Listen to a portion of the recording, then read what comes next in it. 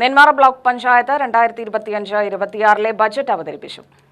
Block panchayat conference ഹാളിലാണ് budget അവതരണം നടത്തിയത്. Vice president Sreeja Raju budget അവതരിപ്പിച്ചു. 30,04,48,203 രൂപ വരവും 29,38,1400 രൂപ ചെലവും പ്രതീക്ഷിക്കുന്നതാണ് ബജറ്റ്.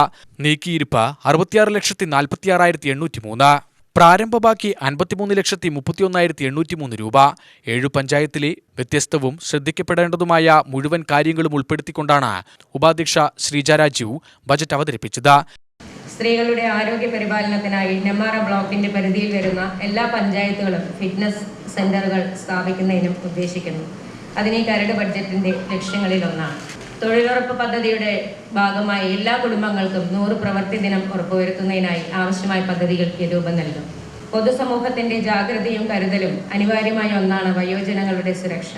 2025-26 സാമ്പത്തിക വർഷത്തിൽ വികസന ഫണ്ട് പൊതുവിഭാഗം 4,48,40,000 രൂപയും പട്ടികജാതി വികസന വിഹിതമായി 2,56,90,000 രൂപയും പട്ടികവർഗ ഉപപദ്ധതി വിഹിതമായി 35,07,000 രൂപയും കേന്ദ്ര ധനകാര്യ കമ്മീഷൻ ബേസിക് ഗ്രാന്റായി 68,86,000 രൂപയും ഡയറ്റ് ഗ്രാന്റായി 1,03,30,000 രൂപയുമാണ് അവതരിപ്പിച്ചിട്ടുള്ളത്.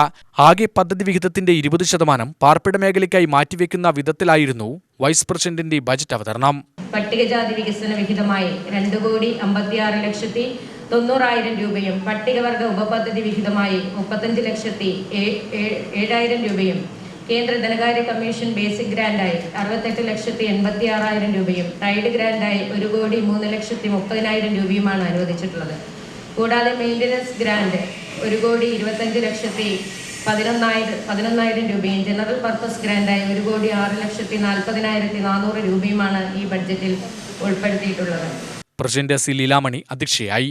BDO ദിനേഷ് കുമാർ സ്വാഗതം പറഞ്ഞു. ബജറ്റിൽ മേൽ ചർച്ചയും നടന്നു.